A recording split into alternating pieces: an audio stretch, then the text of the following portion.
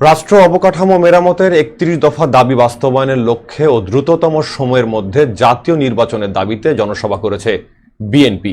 শনিবার বিকেলে ফরিদপুরের সদরপুর উপজেলার চর মাইনার ইউনিয়নে চর আড়িয়াল খাঁ উচ্চ বিদ্যালয় মাঠে স্থানীয় বিএনপির আয়োজনে এই সমাবেশ অনুষ্ঠিত হয়।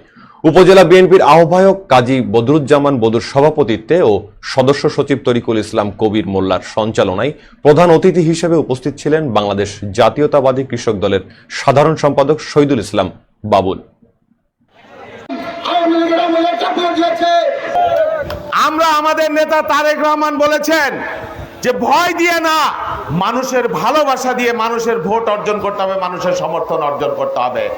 একটি কথা বলি, অনেক ধরনের বক্তব্য, অনেক ধরনের কথা, অনেক ধরনের চরিত্র হরণের রাজনীতি যেটা আওয়ামী লীগ করেছে বিগত দিনে। নিক্সন চৌধুরী এবং কাজী জাফরুল্লাহ, একজন পারলে একজনকে গাছে তুলতো, আরেকজন গাছ থেকে নামাইতো, পারলে একজনকে পুকুরের মধ্যে চুবাইতো, আর সমানে এলাকার পদ্মাটা বালি কাইটে কাইটে একেবারে জমি দখল করা, মাদক বাণিজ্যের প্রসার ঘটানো, এই রাজনীতি আমরা করতে আসি নাই। 17 বছর চোখে চোখ রেখে কথা বলেছি। আমার অনেক সহযোদ্ধা গুম হয়ে গেছে, 128টা মামলা, বারবার জেলে গেছি, রক্তাক্ত হয়েছি বোনাস লাইফ। এখানে নির্বাচন করতে আমাকে পাঠানো হয়েছে দলের পক্ষ থেকে। আমি জোর করে আসি নাই, আমি রাজনীতি করে, আমি দলের সিদ্ধান্ত মেনে চলালো। যেই সিদ্ধান্ত নেয় আমি সেই সিদ্ধান্ত মেনে নেব।